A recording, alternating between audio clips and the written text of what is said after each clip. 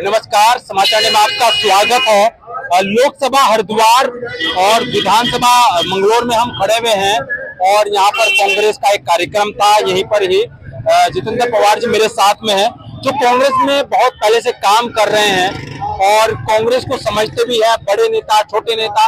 हालांकि वो लोगों के बीच में भी रहते हैं, लेकिन बहुत सारे सवाल होंगे इनसे।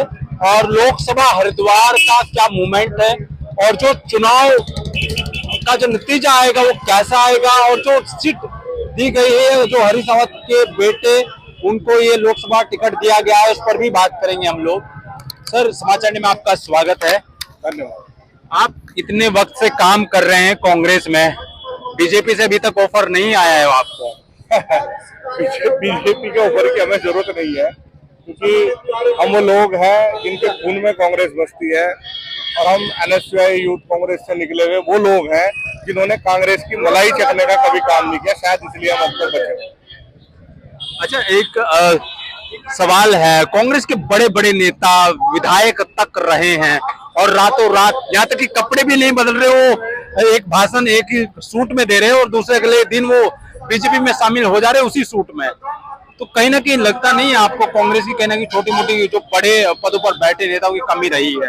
देखिए, निश्चित ही वे लोग जिनके लिए राजनीति एक व्यवसाय का जरिया है, वो लोग कहीं ना कहीं सरकार का जो सबसे बड़ा तोता आज की तारीख में ईडी नाम से है, उसके कहीं ना कहीं दबाव में है। उनको रातों रात आप देख सकते हैं कि नवीन जिंदल साहब और चाहे अभी एक नया लेटेस्ट आया है प्रफुल्ल पटेल, जिनके ऊपर विमान खरीद का बहुत बड़े घोटाले में उनको संलिप्त बताया जा रहा था डॉक्टर मनमोहन सिंह की सरकार में, यूपीए 2 की सरकार में।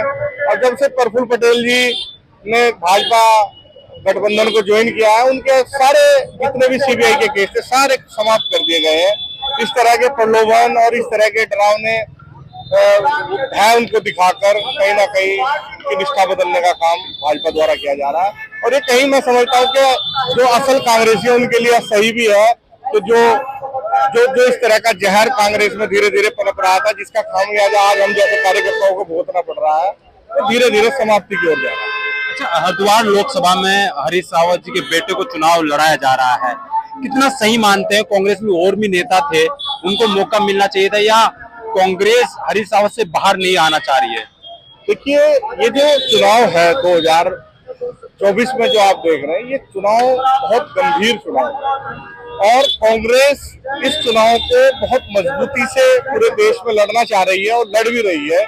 उसी क्रम में यहाँ पर हरिद्वार में जो हमारे पूर्व मुख्यमंत्री हरीश रावत जी, उनकी लोकप्रियता अपने सबसे ऊपर है और वो निश्चित ही इस काम में उसी क्रम में उनके बेटे को जो लगातार एनएसयूआई यूथ कांग्रेस और कांग्रेस में लगातार काम करते रहे हैं, उनको युवा चेहरे के रूप में हरीश रावत जी की ताकत उनके पीछे खड़ी है और हरीश रावत जी के साथ जो कार्यकर्ता जुड़े हैं वो ताकत उनके पीछे खड़ी है। इसलिए मैं समझता हूँ कि सबसे मजबूत और सबसे सही निर्णय लेकर आज वीरेंद्र रावत हमारे बीच में आए हैं और उनका युवा होने का फायदा निश्चित ही कांग्रेस पार्टी को मिलेगा। अच्छा, एक बात बताइए आप मेरे को, जनता का जो रुझान है, क्योंकि आप भी लोगों में बैठते हैं और बातें करते हैं, हरिद्वार की जनता क्या चाहती है?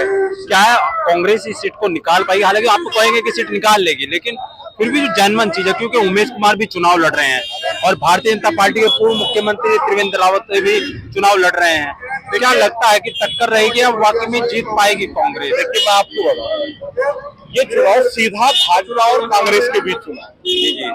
ये बात मैं कह रहा हूँ या हरिद्वार की जनता कह रही है, ये सब चीज आपके सामने जब 19 अप्रैल को वोट पड़ेगा और 4 जून को रिजल्ट आएगा आपको देखने को मिलेगा। मैं कांग्रेसी हूँ, मैं इसलिए कांग्रेस की बात नहीं कर रहा हूँ। मैं आपको बताना चाहता हूँ कि हरिद्वार जनपद के जो लोकल मसाइल हैं उन्हें कांग्रेस सबसे अच्छे से समझती है। अगर आप विगत 2000 हमारे 22 के चुनाव को देखें विधानसभा के, उसमें हमारे हरिद्वार जनपद में 11 में से 5 पे कांग्रेस विजयी हुई और 2 जो विधानसभा रुड़की और मंगलौर में बहुत छोटे मार्जिन से हारे।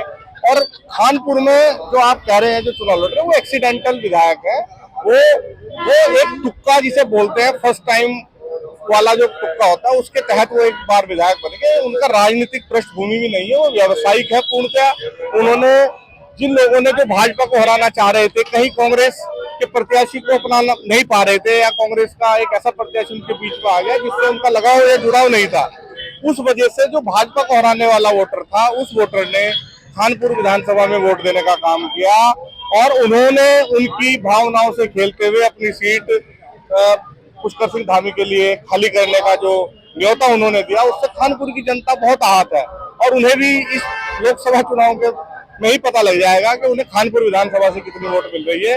वो तो एक अलग बात हो जाएगी। और कांग्रेस निश्चित आप समझ लेना कि हरिद्वार जनपद में सबसे बड़ी पार्टी कांग्रेस है और बहुत बड़े बहुमत के साथ हम हरिद्वार जनपद से जीत के निकलेंगे, लोकसभा में जीतने का। जो ये बात कर रहे थे, ये उमेश कुमार के बारे में बात कर रहे थे, उनकी जीत पर ये सवाल खड़े कर रहे थे और भी हम लोगों से मिलेंगे लोकसभा हरिद्वार में और पहाड़ों की हम खबरें दिखाएंगे आपको और देखते हैं वक्त कितना बदलता है और जो लोग जुट रहे हैं वो कितना कांग्रेस वोट में कन्वर्ट करती है, ये देखने वाली बात होगी। आप देखते रहिए समाचार इंडिया, खबर से लेकर असर तक।